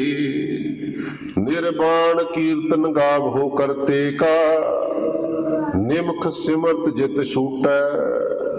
ਗੁਰਦੇਵ ਕਹਿ ਰਹੇ ਨੇ, ਸਾਹਸ ਸਿਆਣਪਾ ਲਖ ਹੋਏ, ਤਾਂ ਇੱਕ ਨਾ ਚੱਲੈ ਨਾਲ। ਐ ਬੰਦਿਆ ਪਦਾਰਥ ਨਹੀਂ ਜੇ ਜਾਣਾ, ਤੇਰੀਆਂ ਚਤੁਰਾਈਆਂ ਵੀ ਨਹੀਂ ਜੇ ਜਾਣੀਆਂ। ਸਿਮਰਨ ਜਾਵੇਗਾ, ਬਾਕੀ ਕੁਝ ਨਹੀਂ ਜਾਵੇਗਾ। ਸਿਆਣਪ ਤੇ ਬੰਦਾ ਬੜਾ ਮਾਣ ਕਰਦਾ ਵੀ ਮੈਨੂੰ ਅਕਲ, ਮੇਰੇ ਵਰਗਾ ਤੇਜ ਤਰਾਰ ਸ਼ਾਇਦ ਕੋਈ ਨਹੀਂ ਹੋਣਾ। ਵੱਡਾ ਭੁਲੇਖਾ ਹੈ। ਗੁਰਮੁਖ ਪਿਆਰਿਓ, ਇਹ ਜਿਹੜੀ ਚਤੁਰਾਈ ਹੈ ਨਾ, ਸਤਿਗੁਰੂ ਕਹਿੰਦੇ ਇਹ ਮਨ ਚੰਚਲਾ, ਚਤੁਰਾਈ ਕਿਨੈ ਨਾ ਪਾਇਆ। ਇਹ ਚੰਚਲ ਮਨਾ, ਚਲਾਕ ਮਨਾ, ਇਹਨਾਂ ਚਤੁਰਾਈਆਂ ਦੇ ਨਾਲ ਕਦੇ ਕਿਸੇ ਨੇ ਰੱਬ ਨਹੀਂ ਪ੍ਰਾਪਤ ਕੀਤਾ। ਚਤੁਰਾਈ ਨਾ ਪਾਇਆ ਕਿਨੈ, ਤੂੰ ਸੁਣ ਮਨ ਮੇਰਿਆ। ਚਤੁਰਾਈ ਨਾਲ ਕਿਸੇ ਨੇ ਵੀ ਰੱਬ ਪ੍ਰਾਪਤ ਨਹੀਂ ਕੀਤਾ। ਐ ਮੇਰੇ ਮਨਾ, ਤੂੰ ਧਿਆਨ ਨਾਲ ਇਹ ਗੱਲ ਸੁਣ ਲੈ, ਤੂੰ ਸੁਣ ਮਨ ਮੇਰਿਆ। ਉਸ ਵਾਹਿਗੁਰੂ ਦੇ ਦਰ ਤੇ ਚਤੁਰਾਈਆਂ ਚੱਲਦੀਆਂ ਨਹੀਂ। ਉੱਥੇ ਕੌਣ ਪਹੁੰਚਦੇ ਨੇ, ਕਿਹਨਾਂ ਨੂੰ ਪ੍ਰਾਪਤੀ ਹੁੰਦੀ ਹੈ? ਸਤਿਗੁਰੂ ਪਾਤਸ਼ਾਹ ਕਹਿੰਦੇ ਭੋਲਾ ਭਾਉ ਗੋਬਿੰਦ ਮਿਲਾਵੇ। ਭਾਈ ਗੁਰਦਾਸ ਦੇ ਵਚਨ ਨੇ। ਭੋਲਾ ਭਾਉ ਗੋਬਿੰਦ ਮਿਲਾਵੇ। ਜਿਹੜਾ ਭੋਲਾ ਭਾਵ ਹੁੰਦਾ ਨਾ ਉਹ ਗੋਬਿੰਦ ਨੂੰ ਮਿਲਾ ਦਿੰਦਾ ਜੀਵ ਨੂੰ, ਚਲਾਕੀ ਨਾਲ ਨਹੀਂ ਮਿਲਦਾ। ਭੋਲੇ ਭਾਏ ਮਿਲੇ ਰਘੁਰਾਇਆ। ਭੋਲੇ ਸੁਭਾਅ ਦੇ ਨਾਲ ਵਾਹਿਗੁਰੂ ਮਿਲ ਜਾਂਦਾ, ਚਲਾਕੀਆਂ ਨਾਲ ਪ੍ਰਾਪਤ ਨਹੀਂ ਜੇ ਹੁੰਦਾ, ਕਿਉਂਕਿ ਉਹ ਚਲਾਕੀ ਦਾ ਵਿਸ਼ਾ ਨਹੀਂ। ਸੁਖਮਨੀ ਸਾਹਿਬ ਪੜ੍ਹਨ ਵਾਲੇ ਜਾਣਦੇ ਨੇ, ਕਹਿੰਦੇ ਬਹੁਤ ਸਿਆਣਪ ਜਮ ਕਾ ਭਉ ਵਿਆਪੈ। ਬਹੁਤੀ ਸਿਆਣਪ ਵੀ ਕਿਸੇ ਕੋਲ ਹੋਵੇ, ਮੌਤ ਤੋਂ ਉਹਨੂੰ ਵੀ ਡਰ ਲੱਗੀ ਜਾਂਦਾ ਹੈ। ਚਲਾਕ ਬੰਦਾ ਇਹ ਥੋੜਾ ਵੀ ਮੌਤ ਤੋਂ ਨਹੀਂ ਡਰਦਾ, ਬਲਕਿ ਜ਼ਿਆਦਾ ਡਰਦਾ ਹੈ। ਜਿੰਨਾ ਮੂਰਖ ਉਹਨਾਂ ਡਰ ਤੋਂ ਰਹਿਤ, ਮੌਤ ਦੇ ਡਰ ਤੋਂ ਰਹਿਤ। ਤੁਸੀਂ ਵੇਖਿਆ ਨਾ, ਕਈ ਬੰਦੇ ਵਾਕਈ ਦਿਮਾਗੀ ਤੌਰ ਤੇ ਪਾਗਲ ਹੁੰਦੇ ਨੇ, ਤੇ ਉਹਨਾਂ ਦੇ ਪਾਗਲਪਣ ਨੂੰ ਤੁਸੀਂ ਵੇਖ ਸਕਦੇ ਹੋ ਵੀ ਚੱਲਦੀ ਹੋਈ ਟ੍ਰੈਫਿਕ ਹਾਈਵੇ ਦੇ ਉੱਤੇ ਵੀ ਆਰਾਮ ਨਾਲ ਵਿਚਾਲੇ ਨੂੰ ਤੁਰ ਕੇ ਲੰਘਣ ਲੱਗ ਜਾਂਦੇ ਨੇ। ਉਹਨਾਂ ਨੂੰ ਪਤਾ ਹੀ ਨਹੀਂ ਹੁੰਦਾ ਵੀ ਇਹ ਗੱਡੀ ਦੀ ਫੇਟ ਵੱਜ ਕੇ ਮੇਰੀ ਮੌਤ ਵੀ ਹੋ ਸਕਦੀ ਹੈ। ਜਿੰਨਾ ਵੀ ਬੰਦਾ ਤੇਜ਼ ਤਰਾਰ ਹੈ, ਚਲਾਕ ਹੈ, ਬਹੁਤਾ ਸਿਆਣਾ ਹੈ ਨਾ, ਓਨਾ ਹੀ ਉਹਦੇ ਅੰਦਰ ਡਰ ਵੀ ਜ਼ਿਆਦਾ ਹੈ। ਭੋਲੇ ਦੇ ਅੰਦਰ ਡਰ ਘਟ ਜਾਂਦਾ ਹੈ। ਤੇ ਪਾਤਸ਼ਾਹ ਕਹਿੰਦੇ ਬਹੁਤ ਸਿਆਣਪ ਜਮ ਕਾ ਭਉ ਵਿਆਪੈ। ਕਿੰਨਾ ਹੀ ਕੋਈ ਸਿਆਣਾ ਹੋਵੇ, ਓਨਾ ਹੀ ਡਰ ਜ਼ਿਆਦਾ। ਜਿੰਨਾ ਜ਼ਿਆਦਾ ਸਿਆਣਾ, ਓਨੇ ਹੀ ਉਹਨੇ ਹਥਿਆਰ ਵੀ ਉਹੋ ਜਿਹੇ ਬਣਾਏ ਨੇ। ਬਹੁਤ ਹੀ ਸਿਆਣਪ ਦਾ ਹੀ ਨਤੀਜਾ ਹੈ ਵੀ ਮਨੁੱਖ ਪਰਮਾਣੂ ਬੰਬ ਬਣਾਈ ਬੈਠਾ ਹੈ। ਇਹ ਬਹੁਤ ਹੀ ਚਲਾਕੀ ਦਾ ਹੀ ਨਤੀਜਾ ਹੈ। ਇੱਕ ਬੰਦੇ ਤੇ 100 ਸਿਕਿਉਰਿਟੀ ਗਾਰਡ ਵੀ ਖੜਾ ਹੈ। Z+ ਸਿਕਿਉਰਿਟੀ ਲਈ ਫਿਰਦੇ ਨੇ ਲੋਕ, ਕਿਉਂਕਿ ਬਹੁਤੇ ਚਲਾਕ ਸਮਝਦੇ ਨੇ ਆਪਣੇ ਆਪ ਨੂੰ। ਇਸ ਲਈ ਗੁਰਮੁਖ ਪਿਆਰਿਓ, ਪਾਤਸ਼ਾਹ ਕਹਿੰਦੇ ਨੇ ਵੀ ਹਜ਼ਾਰਾਂ ਸਿਆਣਪਾਂ ਕਿਸੇ ਦੇ ਭਾਵੇਂ ਕੋਲ ਹੋਣ, ਪਰ ਵਾਹਿਗੁਰੂ ਦੇ ਦਰ ਤੇ ਇਹਨਾਂ ਦਾ ਕੋਈ ਮੁੱਲ ਨਹੀਂ। ਇਹ ਨਾਲ ਨਹੀਂ ਜੇ ਜਾਂਦੀਆਂ। ਜਾਂਦਾ ਕੀ ਹੈ? ਕਹਿੰਦੇ ਹੁਕਮ ਰਜਾਈ ਚੱਲਣਾ, ਨਾਨਕ ਲਿਖਿਆ ਨਾਲ। ਜਿਹੜਾ ਹੁਕਮ ਸ਼ਬਦ ਇੱਥੇ ਹੈ ਨਾ, ਇਹ ਹੁਕਮ ਨਹੀਂ, ਹੁਕਮ ਹੈ। ਹੁਕਮੇ ਤੋਂ ਭਾਵ ਹੈ ਮੰਮੇ ਨੂੰ ਸਿਹਾਰੀ ਲੱਗੀ ਹੈ। ਗੁਰਬਾਣੀ ਪੜ੍ਹਨ ਵਾਲਿਆਂ ਨੂੰ ਪਤਾ ਹੋਣਾ ਚਾਹੀਦਾ ਹੈ, ਧਿਆਨ ਵੀ ਦੇਣਾ ਚਾਹੀਦਾ ਹੈ ਵੀ ਗੁਰਬਾਣੀ ਵਿੱਚ ਲੱਗੀ ਹਰ ਮਾਤਰਾ ਦਾ ਕੋਈ ਮੀਨਿੰਗ ਹੈ। ਹੁਣ ਤੇ ਸਾਡੇ ਕੁਝ ਭਰਾਵਾਂ ਨੇ ਪ੍ਰਚਾਰ ਹੀ ਇਸ ਤਰ੍ਹਾਂ ਕਰ ਦਿੱਤਾ ਵੀ ਆਖਰੀ ਅੱਖਰ ਨੂੰ ਲੱਗੀ ਮਾਤਰਾ ਬੋਲਣ ਦੀ ਲੋੜ ਹੈ ਕੋਈ ਨਹੀਂ। ਅਸੀਂ ਮੰਨ ਵੀ ਲਿਆ, ਬੜਾ ਸੌਖਾ ਹੀ, ਹੱਦ ਹੋ ਗਈ।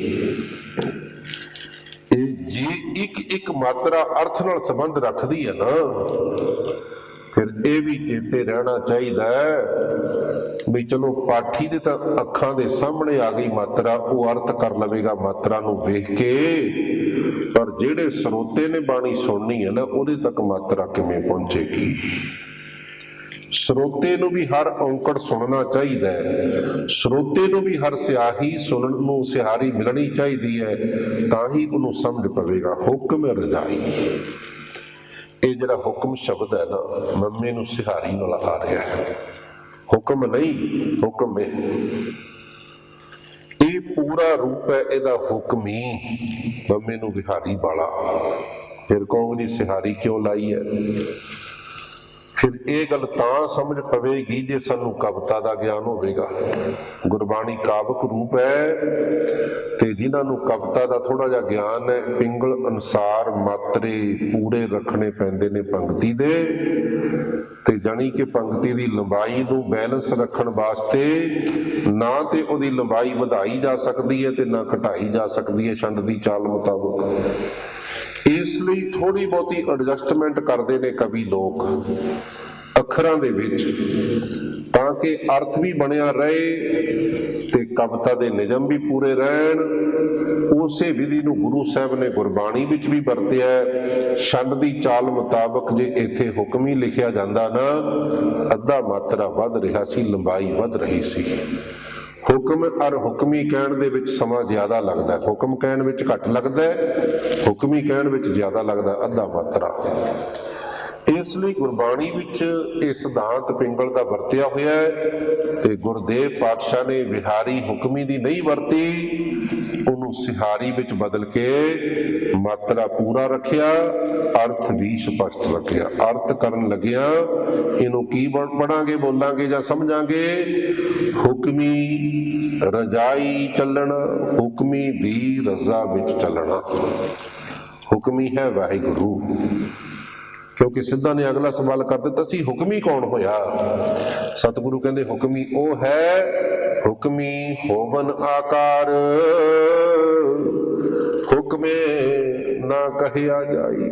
ਹੁਕਮੀ ਉਹ ਹੈ ਜਿਹਦੀ ਰਜਾ ਵਿੱਚ, ਹੁਕਮ ਵਿੱਚ ਆਕਾਰ ਬਣਿਆ ਸੰਸਾਰ ਦਾ। ਉਸ ਹੁਕਮੀ ਨੂੰ ਸ਼ਬਦਾਂ ਵਿੱਚ, ਅੱਖਰਾਂ ਵਿੱਚ ਬੰਨ੍ਹ ਕੇ ਕਿਹਾ ਨਹੀਂ ਜਾ ਸਕਦਾ। ਹੁਕਮੇ ਨਾ ਕਹਿਆ ਜਾਈ। ਕਹਿੰਦੇ ਹੁਕਮ ਰਜਾਈ ਚੱਲਣਾ, ਨਾਨਕ ਲਿਖਿਆ ਨਾਲ।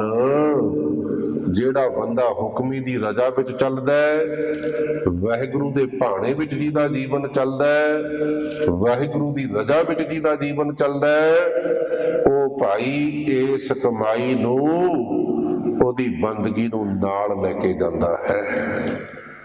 ਲਿਖਿਆ ਜਾਂਦਾ ਉਹਦੇ ਜੀਵਨ ਦੀ ਕਿਤਾਬ ਵਿੱਚ।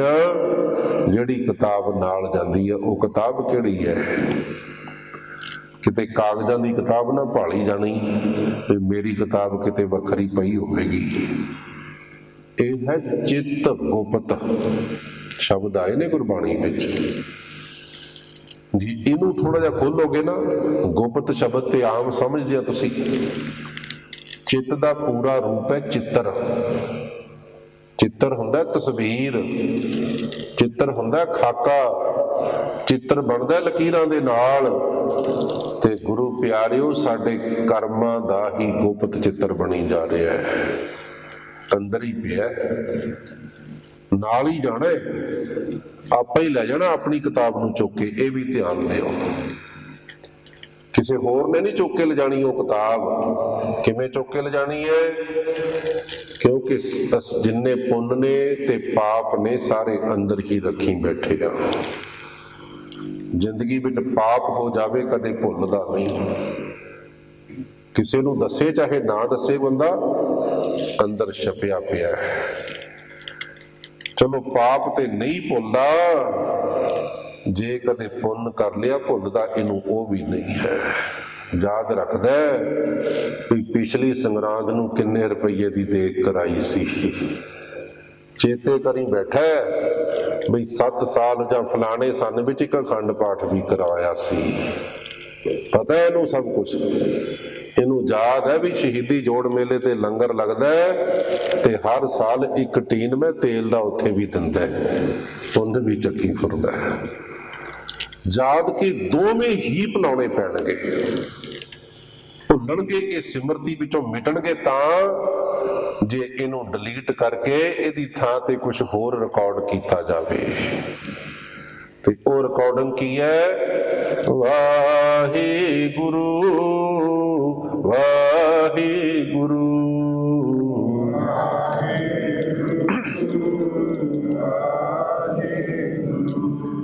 ਵਾਹਿਗੁਰੂ ਵਾਹਿਗੁਰੂ।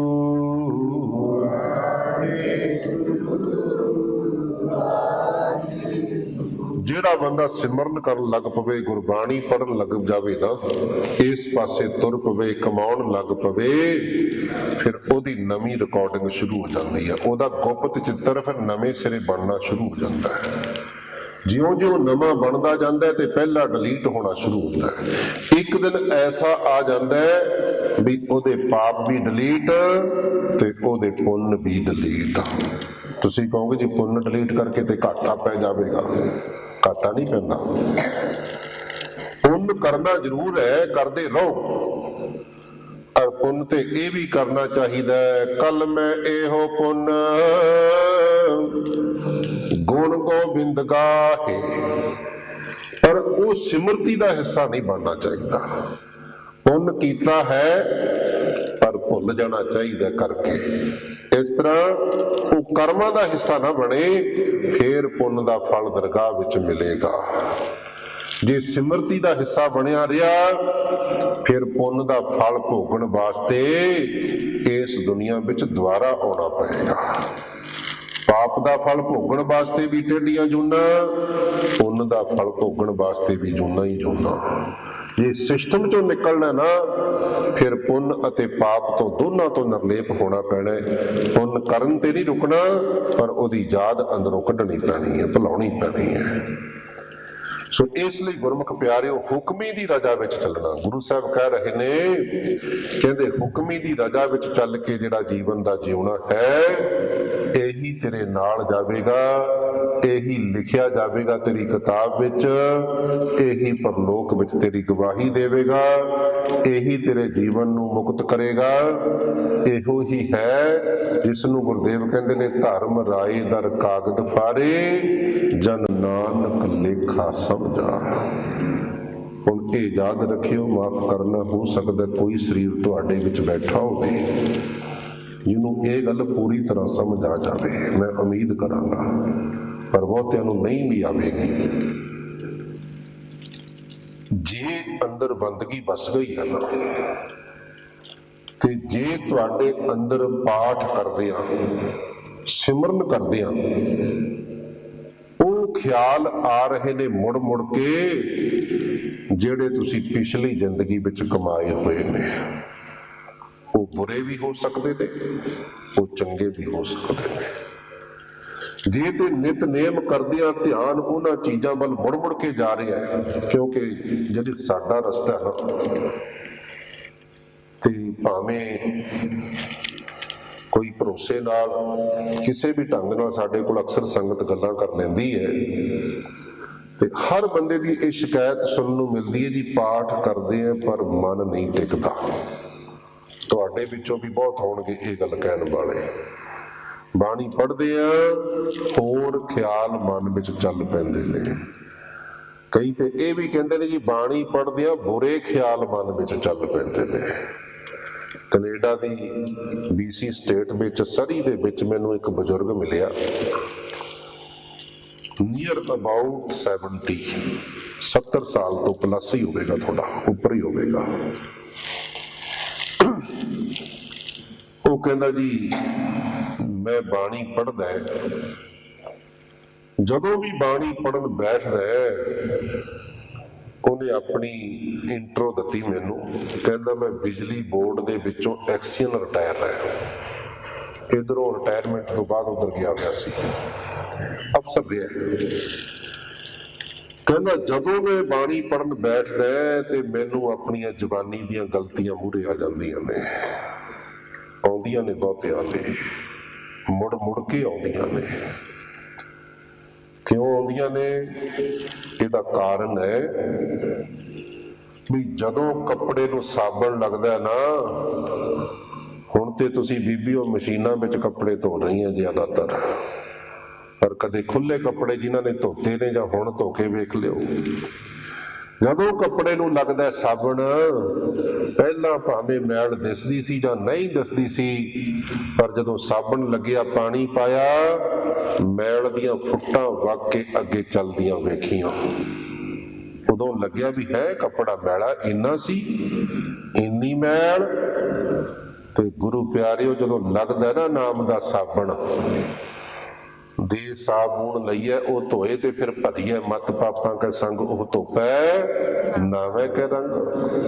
ਜਦੋਂ ਲੱਗਦਾ ਨਾਮ ਦਾ ਸਾਬਣ, ਫਿਰ ਮੈਲ ਦੀਆਂ ਫੁੱਟਾਂ ਸਾਹਮਣੇ ਨਜ਼ਰ ਆਉਂਦੀਆਂ ਵੀ ਹੈ ਇੰਨੀ ਮੈਲ। ਪਹਿਲਾਂ ਤਾਂ ਇਹ ਪੱਖ ਹੈ ਵੀ ਸਤਿਗੁਰੂ ਸ਼ੀਸ਼ਾ ਵਿਖਾਉਂਦੇ ਨੇ ਵੀ ਐਵੇਂ ਨਾ ਕਹੀ ਜਾਈ ਮਨ ਸਾਫ਼ ਹੋਣਾ ਚਾਹੀਦਾ, ਮਨ ਵਿੱਚ ਤੇ ਆ ਕੁਝ ਪਿਆ। ਫਿਰ ਇੱਕ ਵਾਰ ਸਾਬਣ ਲਾਈਏ, ਮੋਟੀ ਮੋਟੀ ਮੈਲ ਨਿਕਲਦੀ ਹੈ।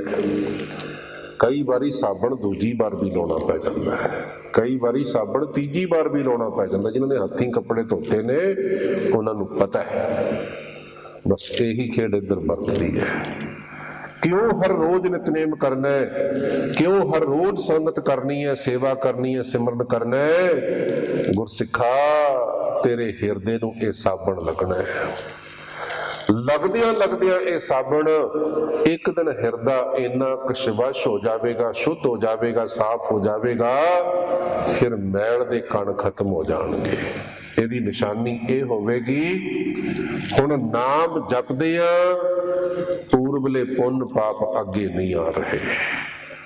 ਹੁਣ ਮਨ ਉਹਦੇ ਨਾਲ ਟੁੱਟ ਚੁੱਕਿਆ ਹੈ, ਉਹ ਚੀਜ਼ਾਂ ਸਿਮਰਤੀ ਵਿੱਚੋਂ ਮਿਟ ਗਈਆਂ ਨੇ। ਹੁਣ ਕੇਵਲ ਤੇ ਕੇਵਲ ਜਪਦਿਆਂ ਹੋਇਆਂ ਸਤਿਗੁਰੂ ਦਾ ਪਿਆਰ ਹੀ ਨਜ਼ਰ ਆ ਰਿਹਾ ਹੈ। ਹੁਣ ਇਛਾਵਾਂ ਵੀ ਖਤਮ ਹੋ ਗਈਆਂ, ਸੁਰਗ ਬਾਸਨਾ ਬਾਛੀਐ ਡਰੀਐ ਨਾ ਨਰਕ ਨਿਵਾਸ, ਸਭ ਕੁਝ ਵਿੱਚੋਂ ਨਿਕਲ ਗਿਆ, ਇੱਕ ਪ੍ਰੇਮ ਹੀ ਪ੍ਰੇਮ ਰਹਿ ਗਿਆ, ਇੱਕ ਰੱਬ ਹੀ ਰੱਬ ਰਹਿ ਗਿਆ, ਮਨ ਸ਼ੁੱਧ ਹੋ ਗਿਆ। ਜਦੋਂ ਇੱਥੇ ਇੱਕ ਅਵਸਥਾ ਕਿਸੇ ਦੀ ਜਾਵੇ, ਉਹਨੂੰ ਫਿਰ ਕਿਸੇ ਨੂੰ ਪੁੱਛਣ ਦੀ ਲੋੜ ਨਹੀਂ, ਉਹਨੂੰ ਭਰੋਸਾ ਕਰ ਲੈਣਾ ਚਾਹੀਦਾ। ਧਰਮ ਰਾਏ ਦਰ ਕਾਗਦ ਫਾਰੇ, ਜਨ ਨਾਨਕ ਲੇਖਾ ਸਮਝਾ। ਐਸੀ ਖੇਡ ਆ ਗੁਰੂ ਪਿਆਰਿਓ ਗੁਰਮਤਿ ਦੀ। ਸਿਆਣਪਾਂ ਚਤਰਾਈਆਂ ਨਹੀਂ ਚੱਲਦੀਆਂ, ਹੁਕਮੇ ਰਜਾਈ ਚੱਲਣਾ, ਨਾਨਕ ਲਿਖਿਆ ਨਾਲ। ਹੁਕਮੀ ਦੀ ਰਜਾ ਵਿੱਚ ਚੱਲਦਿਆਂ ਚੱਲਦਿਆਂ ਜਿਹੜੀ ਨਵੀਂ ਸਟੋਰੀ ਸਾਡੇ ਹਿਰਦੇ ਵਿੱਚ ਲਿਖ ਹੁੰਦੀ ਹੈ, ਵਾਹਿਗੁਰੂ ਦੇ ਪਿਆਰ ਵਾਲੀ, ਗੁਰੂ ਦੀ ਖੇਡ ਵਾਲੀ, ਇਹੀ ਫਿਰ ਨਾਲ ਜਾਂਦੀ ਹੈ, ਇਹੀ ਪਰਲੋਕ ਵਿੱਚ ਕੰਮ ਕਰਦੀ ਹੈ, ਇਹੀ ਪਰਲੋਕ ਵਿੱਚ ਛੁਟਕਾਰਾ ਕਰਦੀ ਹੈ, ਸੱਚਖੰਡ ਦਾ ਨਿਵਾਸ ਪ੍ਰਾਪਤ ਕਰਵਾਉਂਦੀ ਹੈ।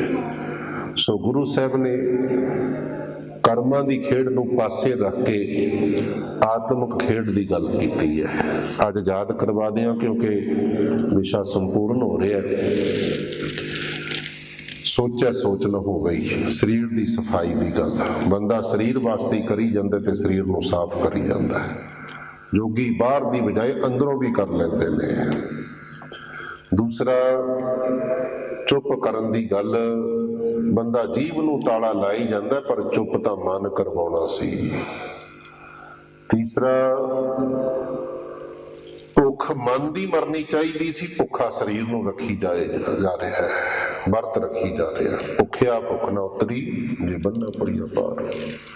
ਚੌਥਾ, ਚਲਾਕੀ ਦੀ ਗੱਲ। ਤੇ ਗੁਰਦੇਵ ਕਹਿੰਦੇ, ਸਹਸ ਸਿਆਣਪਾ ਲੱਖ ਹੋਏ ਤਾਂ ਇੱਕ ਨਾ ਚੱਲੇ ਨਾਲ। ਇਹਦੇ ਮੈਂ ਆਖਰੀ ਅਰਥ ਕਰਦੇ ਆ। ਜਿਹੜਾ ਸਹਸ ਸ਼ਬਦ ਹੈ ਨਾ, ਇਹ ਸਹਿਸ ਨਹੀਂ ਹੈ, ਪਹਿਲਾਂ ਤਾਂ ਇਹ ਧਿਆਨ ਦੇਣਾ। ਸਹਿਸ ਇਹ ਤਾਂ ਹੋਣਾ ਸੀ ਜੇ ਹਾਹੇ ਨੂੰ ਸਿਹਾਰੀ ਹੁੰਦੀ। ਇਹ ਤਿੰਨੇ ਮੁਕਤੇ ਅੱਖਰ ਨੇ, ਸੱਸਾ, ਹਾਹਾ ਤੇ ਸੱਸਾ। ਅਸਲ ਵਿੱਚ ਇਹ ਸ਼ਬਦ ਦਾ ਪੂਰਾ ਸਰੂਪ ਹੈ ਸਹੰਸਰ। ਸਹੰਸਰ ਦਾ ਅਰਥ ਹੁੰਦਾ ਹੈ ਹਜ਼ਾਰ, ਤੇ ਇਹਨੂੰ ਛੋਟਾ ਕਰਕੇ ਸਤਿਗੁਰਾਂ ਨੇ ਵਰਤਿਆ, ਜਿਵੇਂ ਹੁਕਮੀ ਨੂੰ ਹੁਕਮ ਕਰਕੇ ਵਰਤਿਆ। ਇੱਥੇ ਪੂਰਾ ਸ਼ਬਦ ਬਣਦਾ ਹੈ, ਸਹੰਸਰ ਸਿਆਣਪਾ ਲੱਖ ਹੋਏ ਤਾਂ ਇੱਕ ਨਾ ਚੱਲੇ ਨਾਲ। ਹਜ਼ਾਰਾਂ ਸਿਆਣਪਾਂ ਜਾਂ ਲੱਖਾਂ ਹੀ ਕਿਸੇ ਕੋਲ ਹੋਣ, ਇੱਕ ਵੀ ਵਾਹਿਗੁਰੂ ਦੇ ਦਰ ਤੇ ਨਹੀਂ ਚੱਲਦੀ। ਟਿੱਪੀ ਵੀ ਚੁੱਕ ਦਿੱਤੀ, ਪਿੱਛੋਂ ਰਾਰਾ ਵੀ ਚੁੱਕ ਦਿੱਤਾ, ਛੋਟਾ ਕੀਤਾ। ਪਿੰਗਲ ਅਨੁਸਾਰ ਕਾਵਕ ਨਿਯਮਾਂ ਨੂੰ ਪੂਰਾ ਰੱਖਦਿਆਂ ਅੱਖਰ ਰਹਿ ਗਏ ਸੱਸਾ, ਹਾਹਾ ਤੇ ਫਿਰ ਸੱਸਾ। ਇਹਨੂੰ ਪੜ੍ਹਨ ਲੱਗਿਆਂ ਧਿਆਨ ਰੱਖਣਾ, ਇਹ ਸਹੰਸਰ ਦਾ ਛੋਟਾ ਰੂਪ ਹੈ ਤੇ ਇਹਦਾ ਪਾਠ ਹੈ ਸਹਸ। ਸਹਸ ਵੀ ਕਰ ਸਕਦੇ ਆ, ਅੱਧ ਕ ਲਾ ਕੇ ਵੀ ਬੋਲ ਸਕਦੇ ਆ। ਤੇ ਸਹਸ ਸਿਆਣਪਾ ਲੱਖ ਹੋਏ, ਸਹਿਸ ਨਹੀਂ ਪੜਨਾ। ਇਸ ਲਈ ਗੁਰਮੁਖੋ ਗੁਰਬਾਣੀ ਦੇ ਪਾਠ ਤੇ ਵੀ ਧਿਆਨ ਦਿਆ ਕਰੋ। ਤੇ ਇੱਥੇ ਤੇ ਗਿਆਨੀ ਤਰਸੇਮ ਸਿੰਘ ਜੀ ਉਹਨੀ ਬੱਚਿਆਂ ਨੂੰ ਸੰਥਿਆ ਕਰਵਾਉਂਦੇ ਨੇ। ਇਹ ਕੇਵਲ ਬੱਚਿਆਂ ਵਾਸਤੇ ਨਹੀਂ, ਵੱਡਿਆਂ ਨੂੰ ਵੀ ਲਾਹਾ ਲੈਣਾ ਚਾਹੀਦਾ ਇਹਨਾਂ ਚੀਜ਼ਾਂ ਦਾ। ਸੋ ਗੁਰਬਾਣੀ ਸ਼ੁੱਧ ਪੜ੍ਹੀਏ। ਛੇਵੇਂ ਪਾਤਸ਼ਾਹ ਬਚਨ ਕਰਦੇ ਨੇ, ਸਿੱਖੋ ਸੁਣੋ ਸੀਖ ਇਹ ਮੇਰੀ, ਬਾਣੀ ਪੜ੍ਹੋ ਸੁੱਧ ਗੁਰ ਘੇਰੀ। ਸ਼ੁੱਧ ਪੜ੍ਹਿਆ ਕਰੋ, ਕਹਿੰਦੇ ਗੁਰਬਾਣੀ ਦਾ ਉਚਾਰਨ। ਪੜ੍ਹੈ, ਜਿਹੜਾ ਸ਼ੁੱਧ ਪੜ੍ਹੇਗਾ ਨਾ, ਪੜ੍ਹੈ ਮਹਾਤਮ ਲਹੈ ਵਿਸਾਲਾ, ਵੱਡਾ ਫਲ ਉਸ ਨੂੰ ਪ੍ਰਾਪਤ ਹੋਵੇਗਾ। ਸ਼ੁੱਧ ਪੜ੍ਹਨ ਵਾਲੇ ਨੂੰ ਉਹ ਫਲ ਕੀ ਹੈ? ਕਹਿੰਦੇ ਹਾਲਤ ਫਲਤ ਮਹਿ ਹੋਏ ਨਿਹਾਲਾ। ਇਸ ਲੋਕ ਵਿੱਚ, ਪਰ ਲੋਕ ਵਿੱਚ ਉਹ ਨਿਹਾਲ ਹੋਵੇਗਾ ਜਿਹੜਾ ਗੁਰਬਾਣੀ ਸ਼ੁੱਧ ਪੜ੍ਹੇਗਾ। ਸੋ ਅੱਜ ਇੰਨੀਆਂ ਕੁ ਬੇਨਤੀਆਂ ਪ੍ਰਵਾਨ ਕਰਨੀਆਂ। ਕੱਲ ਕੋਸ਼ਿਸ਼ ਕਰਾਂਗੇ ਜਿਹੜਾ ਹੁਕਮ ਮੈਨੂੰ ਵਿਸ਼ੇਸ਼ ਤੌਰ ਤੇ ਕੀਤਾ ਗਿਆ ਹੈ ਗੁਰੂ ਨਾਨਕ ਦੇਵ ਸਾਹਿਬ ਦੀ ਜੀਵਨ ਯਾਤਰਾ ਦੇ ਵਿੱਚੋਂ ਮੱਕੇ ਦੀ ਯਾਰਤ, ਮੱਕੇ ਦੀ ਯਾਤਰਾ, ਮੱਕੇ ਦਾ ਸਫ਼ਰ, ਉਸ ਨੂੰ ਆਪਾਂ ਸਾਂਝਾ ਕਰੀਏ ਤੇ ਗੁਰਦੇਵ ਪਾਤਸ਼ਾਹ ਵਿੱਚ ਵਰਤਨ ਕਰਵਾ ਲੈਣ। ਆਓ ਕੱਲ ਤੋਂ ਫਿਰ ਸਮੇਂ ਸਿਰ ਪਹੁੰਚਣ ਦੀ ਕੋਸ਼ਿਸ਼ ਕਰੀਏ ਤਾਂ ਕਿ ਸਮੇਂ ਸਿਰ ਆਪਣਾ ਸਮਾਪਤੀ ਕਰ ਲਿਆ ਕਰੀਏ। ਗੁਰੂ ਪਿਆਰਿਓ, ਭੁੱਲਾਂ ਚੁੱਕਾਂ ਦੀ ਖਿਮਾ। ਆਓ ਆਨੰਦ ਸਾਹਿਬ ਦੀ ਬਾਣੀ ਵਿੱਚ ਜੁੜੀਏ। ਅਸੀਸ ਬਖਸ਼ਿਸ਼ ਕਰੋ ਜੀ। ਦੇਹੋ ਸੱਜਣ ਅਸੀਸੜੀਆਂ, ਜਿਉ ਹੋਵੇ ਸਹਿਬ ਸਿਉ ਮੇਲ। ਫਤਿਹ ਬੁਲਾਓ। ਵਾਹਿਗੁਰੂ ਜੀ ਕਾ ਖਾਲਸਾ, ਵਾਹਿਗੁਰੂ ਜੀ ਕੀ ਫਤਿਹ।